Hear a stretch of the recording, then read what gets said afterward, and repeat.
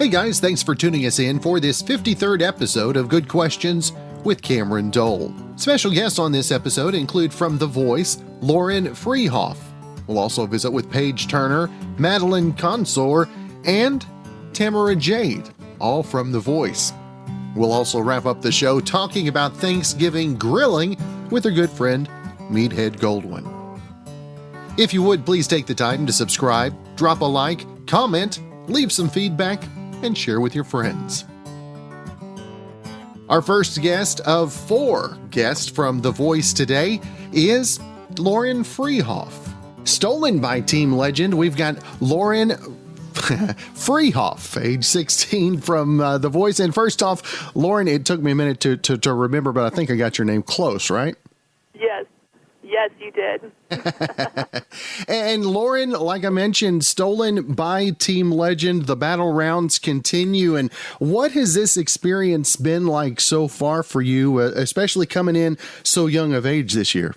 Man, it has been a roller coaster. I mean, so many unexpected turns, but it's been absolutely incredible.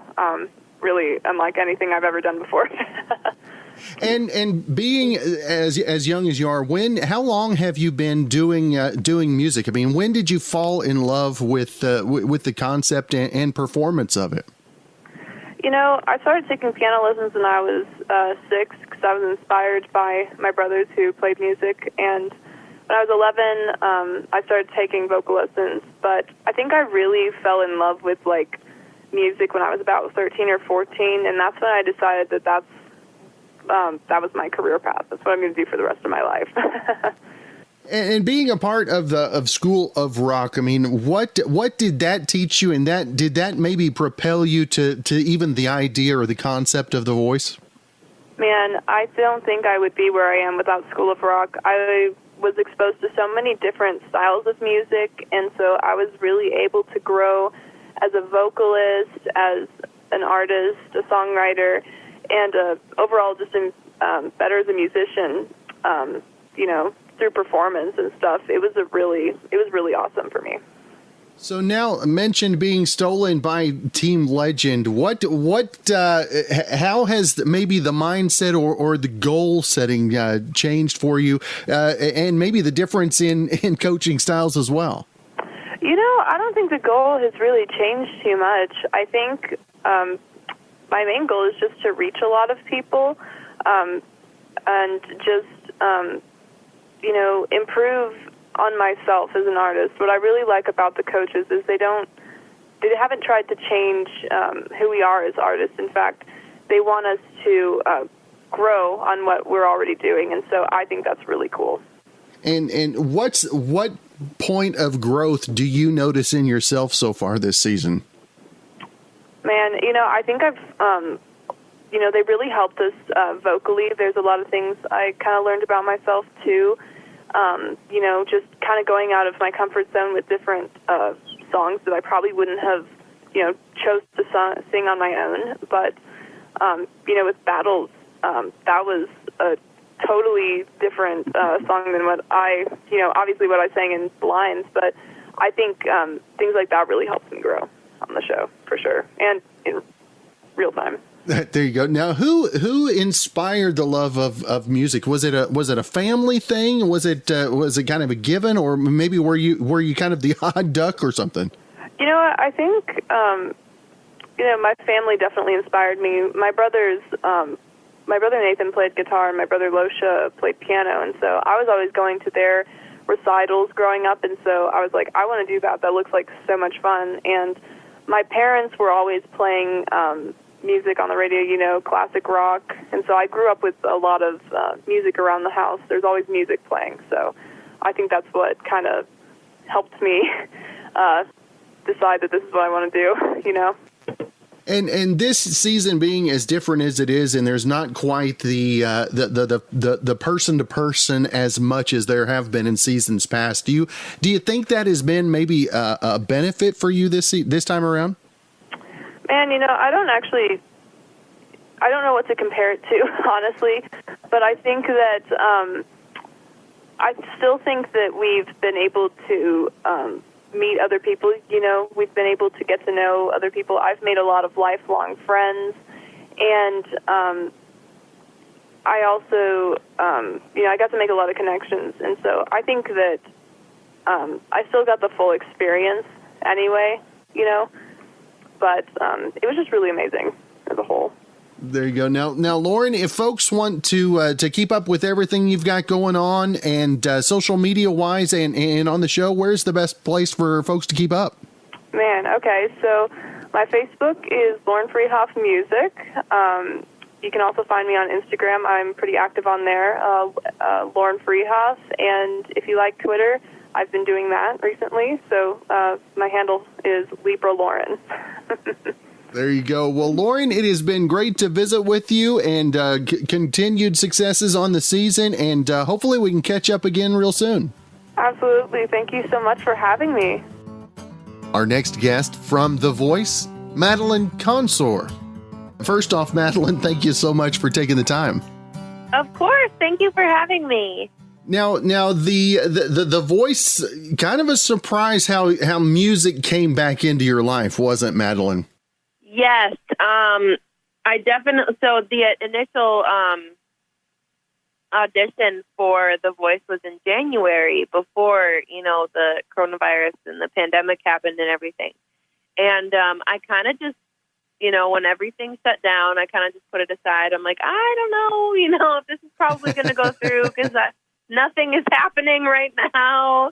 And then I got the call, and I was like, oh shoot. Okay, let's go. So it was exciting, and it was a relief, and it's kind of cool to be able to do this and bring the joy kind of back onto television after it had been gone for so long. So it's kind of cool. It's definitely a blessing.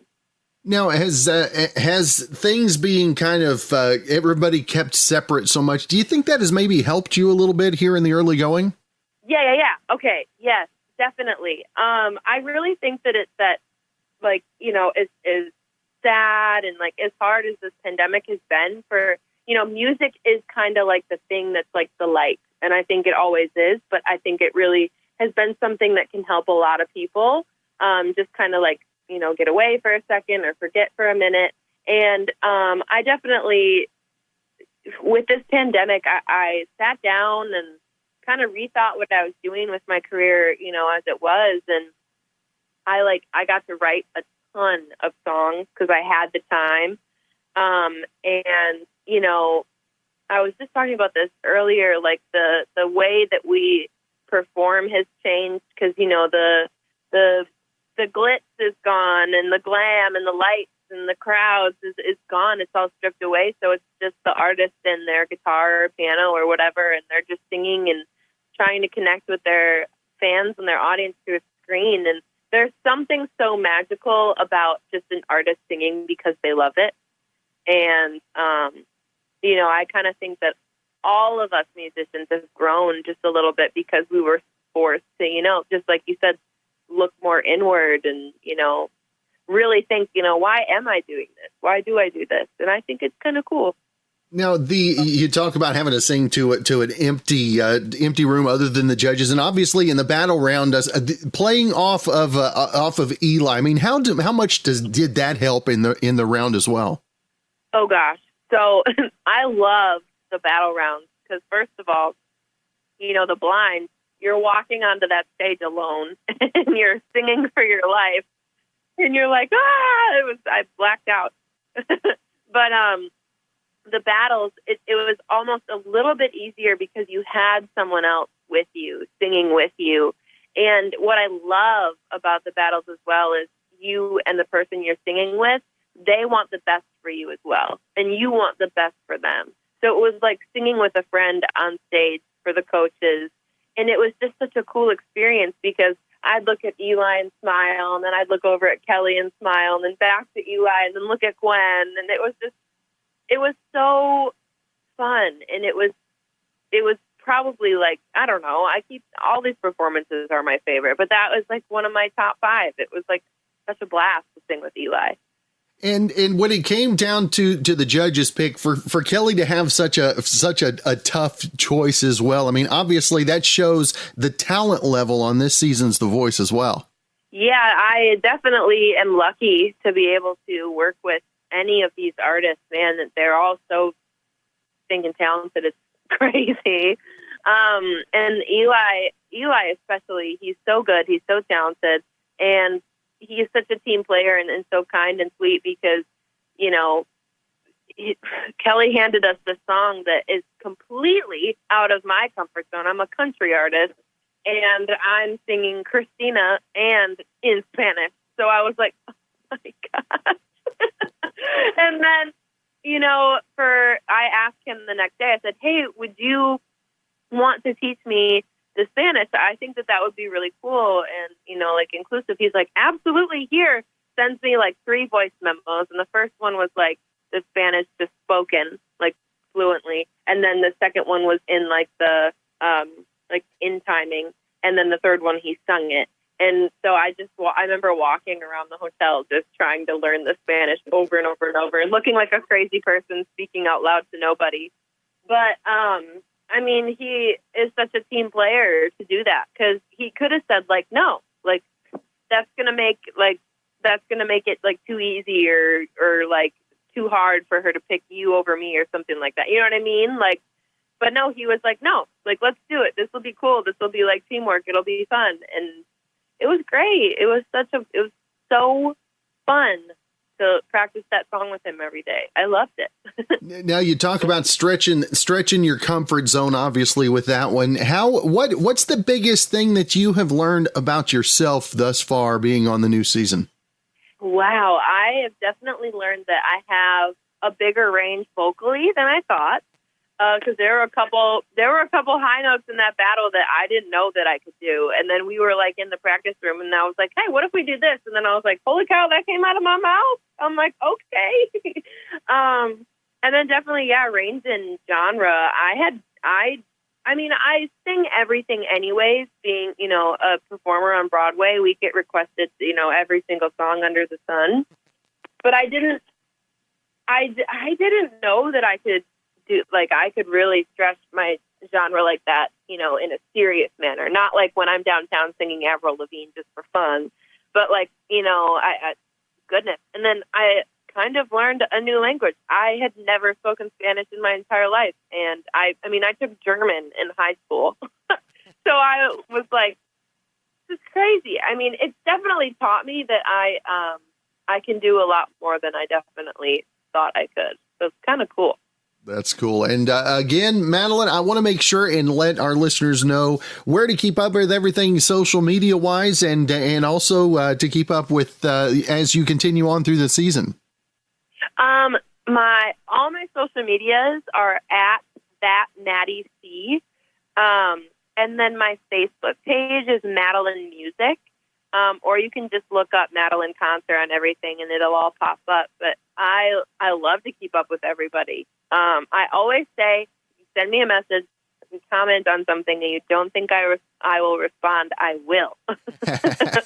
That's good stuff. Well, Madeline, congratulations on winning the battle round and continuing on the season. Continued success, and hopefully we can catch up again real soon. Yeah, thank you so much for having me. I'd love to come back. Our next guest, also from The Voice, singer Payge Turner. First off, Paige, thank you so much for taking the time. Hi, thank you so much for having me on this morning. I appreciate it. Now, Paige, how scary was that blind audition, the first thing on The Voice? I mean, even without the crowd, I mean, how did that relate to what you had imagined, I guess what I mean? I don't think I could have ever imagined what I experienced. Like, I think all of us honestly kind of had an idea of what it would be like to step on that stage, but it was nothing like what you imagined. Like, I tried to prepare myself mentally because, you know, you're trying to make sure that you're not nervous as crap.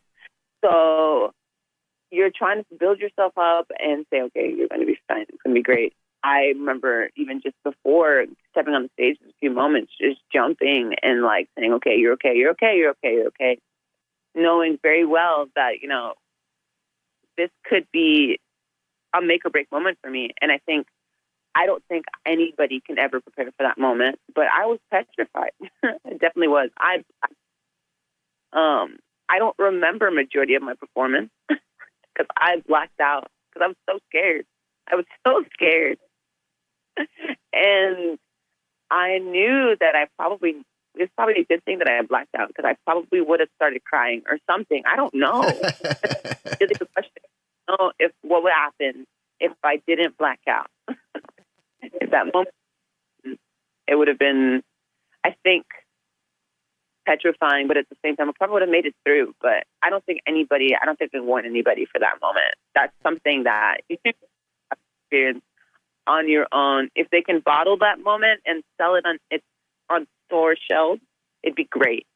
I think it'd be Now, for you, Paige, how hard is the battle round part of it? I know that because you guys have built up the friendships and the relationships. I mean, obviously you want to put your best foot forward, but you're not wishing ill will on your opponent necessarily either, are you? No, and I think that's the only way to approach the situation of the battles, because you're building all these great connections, and then even working with your partner, like being able to work with my partner has been quite the journey and a blessed journey to be that. And I think if I approach the situation going in with saying I am about to beat this person or I'm about to lose to this person, I would have already lost regardless.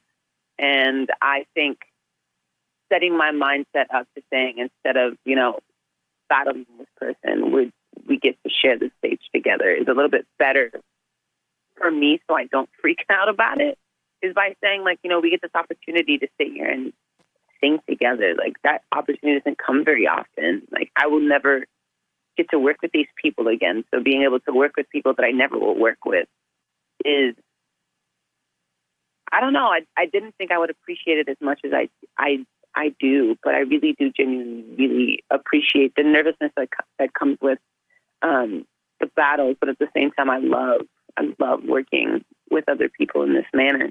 So it's been interesting.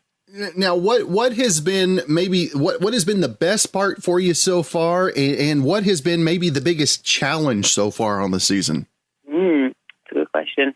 The best part for me is working with Gwen. Like, I never thought I would be working with Gwen Stefani. So working with Gwen Stefani has been definitely one of the best parts about being on the show, because she's just a great coach. And I would say the challenging part would be I am very much in control of the music that I do and the music that I put out. So having to have my ideas be, you know, obviously go through my coach to make sure, you know, this is worth it to win a battle it's humbling. It's a very humbling experience, because you're learning in the process again to learn to take direction, even though you know how to use your instrument. So I think it's a beautiful challenge to remind you, you know, like, everybody still has places to grow. And I think it's a good reminder for those, you know, who might have lost track of that. So I think in some senses that's a challenge that I like, because it pushed me out of my comfort zone musically. And I learned so much from Gwen. I still am learning so much from her. So, yeah. And for you to know that other folks, especially in the year that we're going through, Paige, this has been unlike anything anybody's dealt with before, but to be able to be an inspiration for other folks with a dream for music and a heart for it as well, to inspire others to maybe step out of their comfort zone as well. I mean, how cool is that? And some of the feedback that you've been receiving already, social media wise. Yeah, it's been a blessing, honestly, because I think it's easier said than done to say, oh, it's so great, you know, to be a representation for other musicians and artists and people that are willing to, you know, chase after their dreams and needing that confidence. It's really easy to say, yes, I want to be that person. But actually stepping into that position is a responsibility that you have to be willing to take, and it has to be something that you are prepared for. I don't think anybody's prepared for the moment that, you know, they make it. No one's ever prepared for that moment. But to actively say, you know, this is what I'm willing to do, it's a bittersweet thing. I love my fans reaching out to me now and saying, you know, they had, you know, struggled with the same things. It's a bittersweet thing to notice that people are also experiencing the same things as you. But at the same time, it's also, you know, very humbling. It shows you where you came from and where you are. And it's a reminder. It's a reminder every single day to not forget that place, because you are doing this, not just, I take music in a sense where I don't do music for me. I do music so I can touch people and people can learn about themselves. So that in itself means if someone's coming to me about how I touch them, it means that I'm doing my job. And that means the world to me, I think. Yeah, not I think, I know. I definitely know it means. And Paige, I was perusing your Twitter a little bit ago, and I noticed last week you went ahead and gave us your picks. Are you doing that again this week for the upcoming battle rounds as well? I think I might do that. I'm thinking I just get lost in the entire experience because this is the first time getting to, you know, hear each other, and I'm such a bad tweeter, so. I try to keep up with it, and I try to keep up with the Twitter, but I am awful at it, and I'm not afraid to say that I'm awful at tweeting. When Twitter came out, I was in middle school, and it was new, and you just tweeted about it. It was like journaling, but now it's not that, so I don't know how to handle it. That's awesome. Now, Paige, if folks do want to see your attempt at tweeting, where can they keep up with you? Yes, on my Twitter account, it's at Turner_Paige. Or if you just want to see me act like the clown, my Instagram is a great place for it too. It's Paige Turner Music. All right. Well, both places are clowns. So there you go. That's awesome. Well, Paige, it's been great to visit with you this morning. Continued success, and hopefully we can catch up a little later in the season. Yes, thank you so much for having me. And our final guest from The Voice is Tamara Jade. First off, thank you so much for taking the time to be on the show. Thank you for having me. I'm really excited to be here. Now, Tamara, where did the love of music for you first originate in your heart? You know, my love for music came right in my home. My mom was the music director at my church growing up. All of my brothers and I are all musicians. We sang together as a family. We still sing together. So it started right in my home. I was just born into a musical family. And where has been the pinnacle before coming to The Voice? What was maybe the biggest vocal accomplishment that you'd had coming in, if you would? I think for me, I have two. Definitely the Zac Brown Band. I got to do 2 spot dates with him back in 2015, and that gave me the bug, the arena bug. I'd never sung in such a big stadium before, and I had gone to the Nat Stadium a bunch of times for baseball games, and they were not nearly as packed as they were for the Zac Brown Band. So that was where I got bit by the bug, and I would say last year, in 2019, I got to do the VMAs with Lizzo, and that was the best experience. Other than this, now that has topped all of that, but that was a really great experience because it really freed me to realize that there are jobs and there are platforms that are going to invite you and not just tolerate you, invite you because of all of the things that other people may not appreciate about you. My size, my skin color, my hair texture, my height, all of those things were a plus now for me getting the job. So I would say that was probably the pinnacle before The Voice. And how do you think all of these steps in previous, especially, it seems like each one is a step forward, a step up, and prepared you for what you're going through on The Voice this year? You know, it's so beautiful to look at it like that. But what you guys don't see is it's a step up and lots of valleys in between, right? There's lots of I didn't get paid from the VMAs till like 2 months later, so I was extremely broke that whole time. I then went on tour with Corey Henry and the Funko Pops, and I started that tour with like $150 in my bank account. So I would be irresponsible if I did not acknowledge that it's not just those stepping stones that get me to where this is. It's the valleys too. You know, it's the dark places too that I've had to learn how to come out of and pick myself up out of to get to the next step. So I would say both of those things together feel like a step in the right direction. And it's crazy because in the moment it doesn't feel like a step in the right direction. It feels like failure. But then, you know, the light comes on and it's like, oh, that's why it had to happen that way. So anybody who is chasing any dream, I want you to know that it's not always just going to be one good thing to the next. There's lots of things that happen in between, and sometimes they don't feel good, but it's all good. That's right. And how much has your faith helped you, like you said, in those low spots? Because, yeah, you have immense highs and then those lows. I mean, obviously there's got to be some help there as well. Absolutely. My faith is what just keeps me going, and not just my faith in God, but my faith in myself, my faith in the work that I've spent my life doing. And not only that, but just, you know, staying connected to my family, to my friends.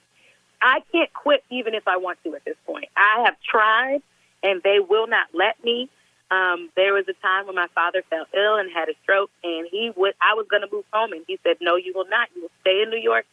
I'll be fine. Your brother will help take care of me. You have a job to go do. So between my family and my faith and my friends, well, 3F right there. Come on over to race. Family, faith, and friends, everybody. Those are the things that really I hold on to and keep me going.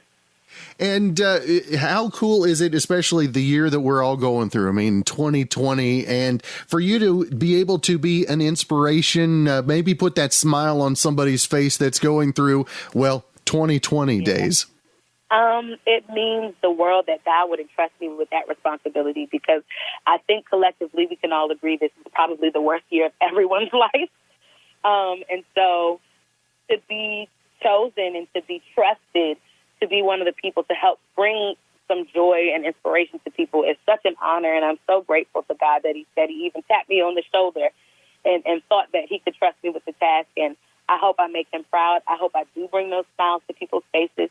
I hope I do make them feel like they can believe again, because hope is not something that costs any money. Hope is something that you use your heart capital to tap into. And so I hope I'm giving people some capital for their hearts.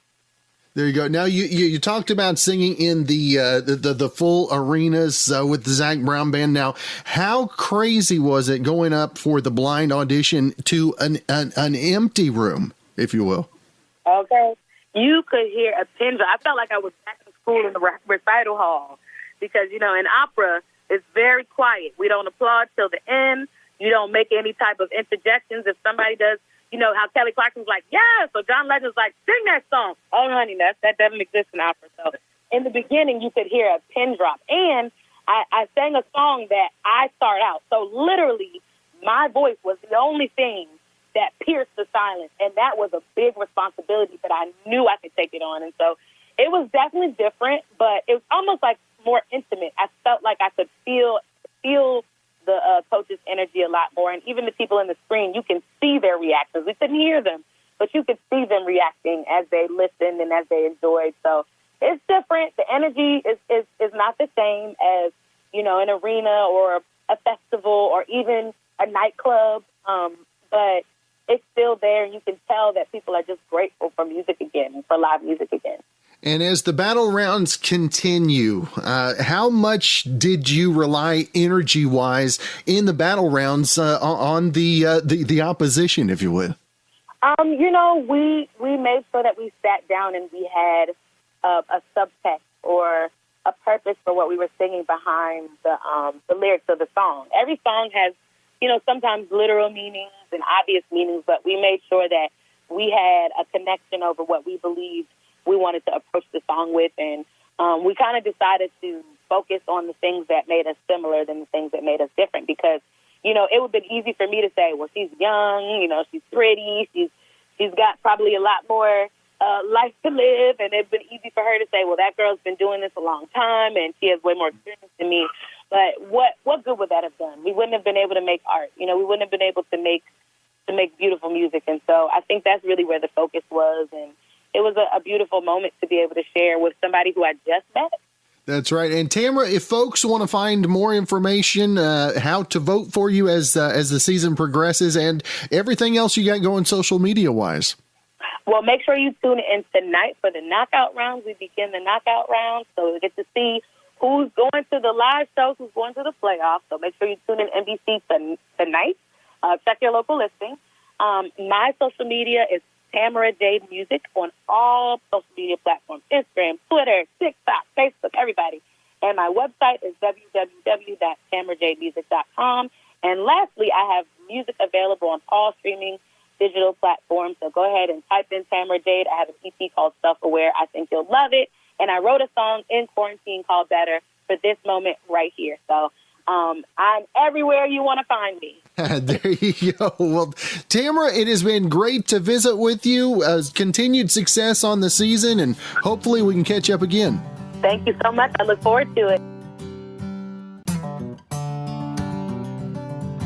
All right, guys. Well, our final guest on the podcast on this Monday is a monthly guest, and I call him a friend as well. Grill expert and Scientologist for grilling. I think that's a religion.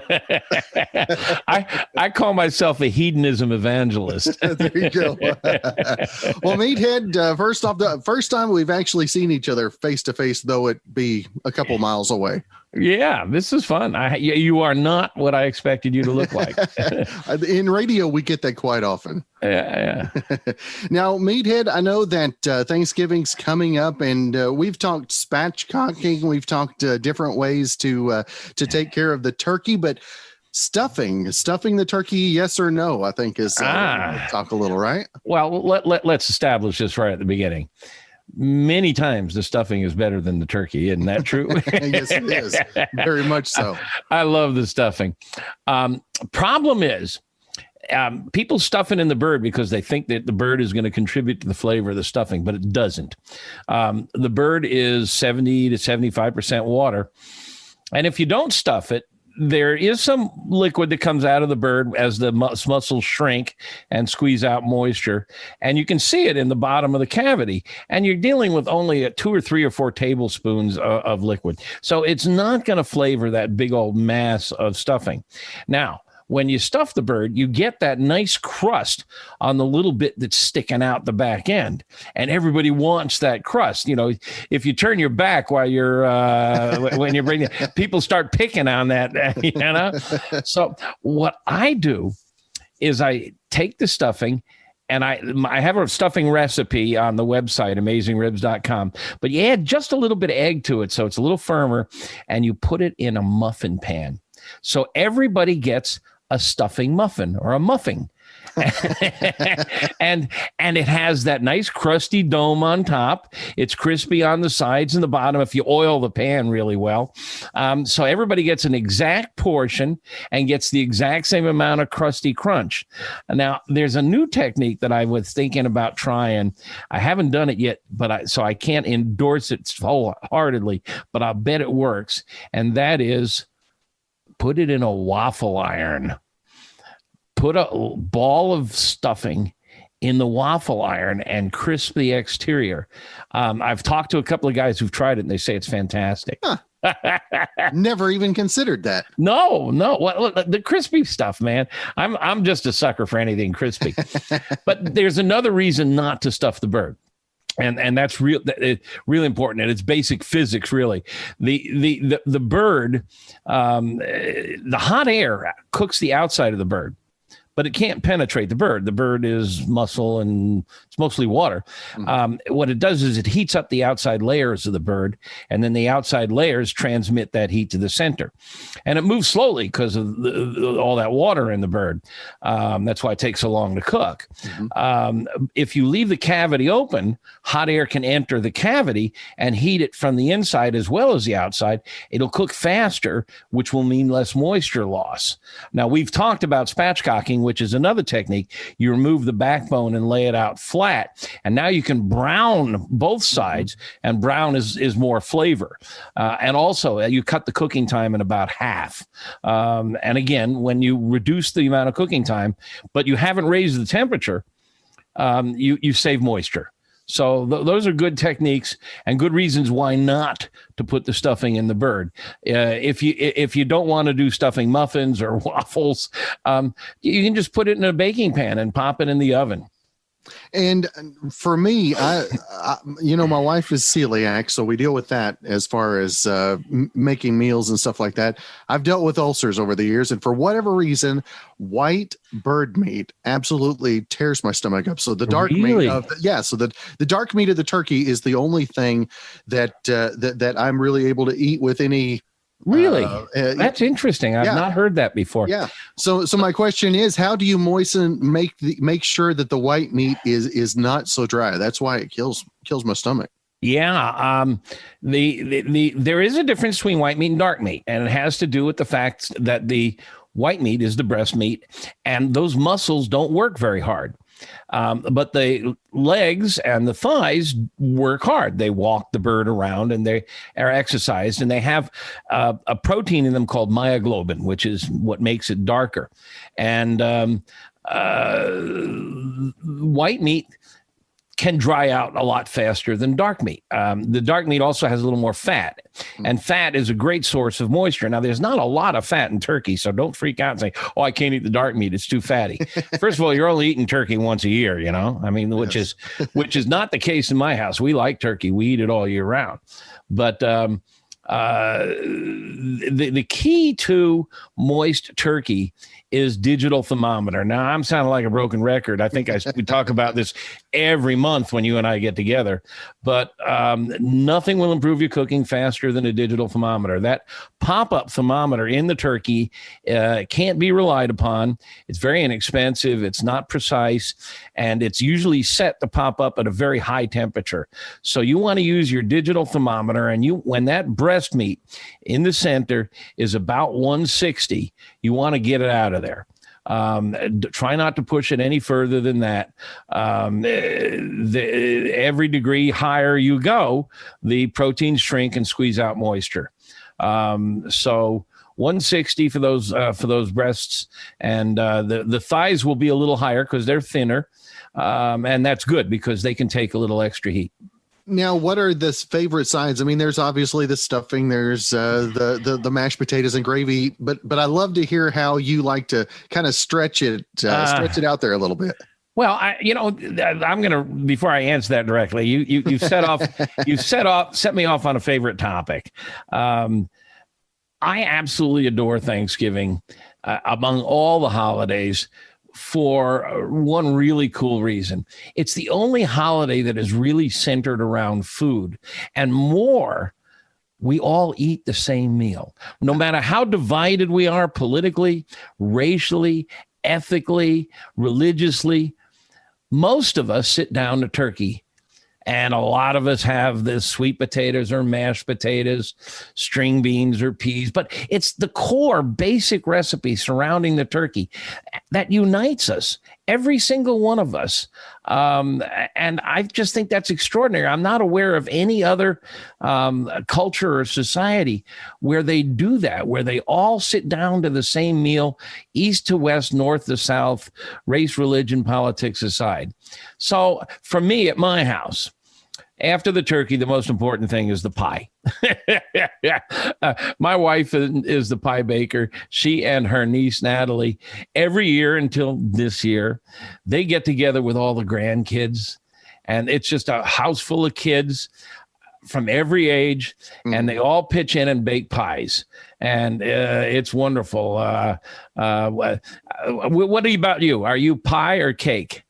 Pie. Me too. Pecan and what are your favorites? Pecan is my number one. Yay, me too. followed by pumpkin, but the pumpkin, you've got to have that homemade whipped topping for it. Yeah, absolutely. I'm with you on the pecan pie. I just found a recipe the other day I got to try that had some bourbon in the pecan pie. Now you're talking. That sounds even better. And depending on the alcohol content, it may be much needed on Thanksgiving afternoon, right? Yeah. My wife. Well, you don't have to worry about the in-laws this year. They're not coming. Yeah, I know, right? My wife makes an apple pie where she puts in a little sour cream in the filling. And boy, that's really good. It's like melted ice cream, the way it tastes. It really amps it up. It's wonderful. Now, are you one that likes mixing the sweet and the savory, or are you one that likes to keep all that stuff separate? Well, I mean, they sit separately on the plate. I'm not putting my green beans in my sweet potatoes. I used to love the sweet potatoes with the marshmallows when I was younger. And now I just like good old sweet potatoes with butter, maybe some herbs, make it savory. One of the members of our family does it with maple syrup. That's wonderful.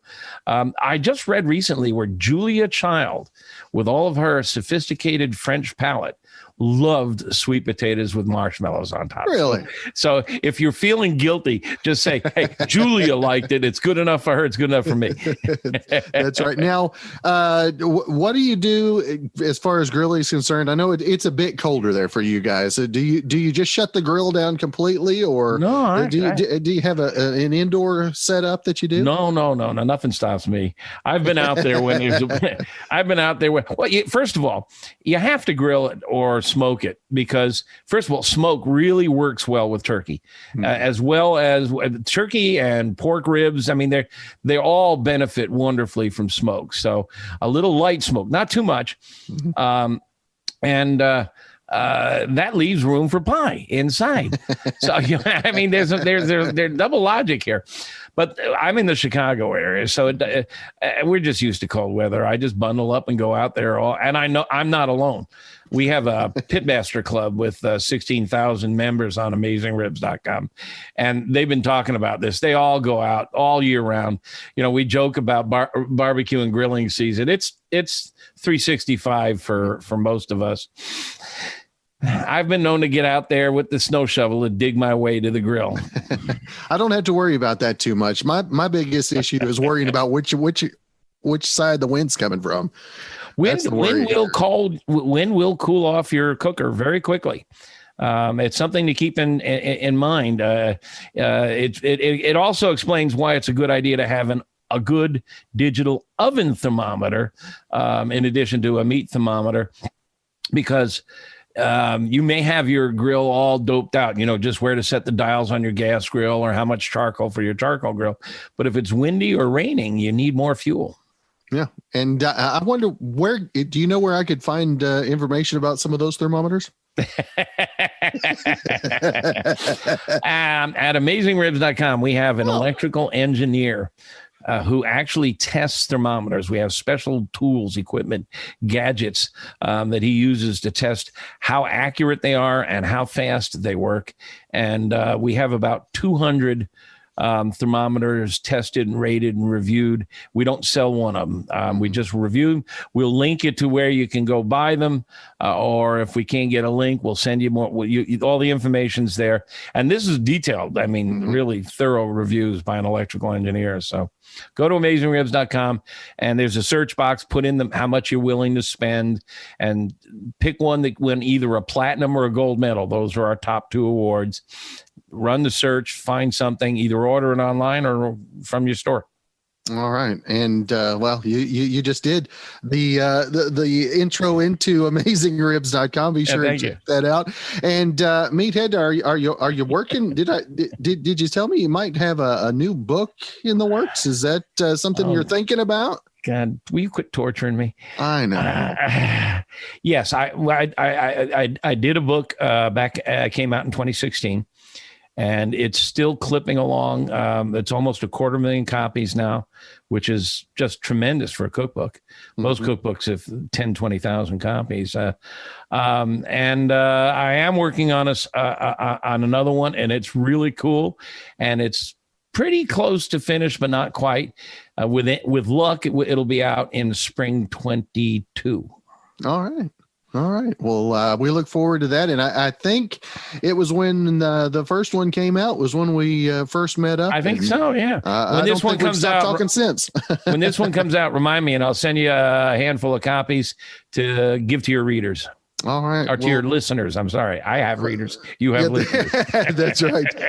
Well, Meathead, it is always good to visit with you. I wonder, are we going to talk? Actually, I guess we could talk a little bit about both going towards Christmas, about some maybe some grill gift ideas and some Christmas gifting and some grilling ideas as well. Well, let's talk about gift ideas. Yes, absolutely. Next month. All right. Well, Meathead, always good to visit with you, my friend, and happy Thanksgiving. And we'll talk to you next month.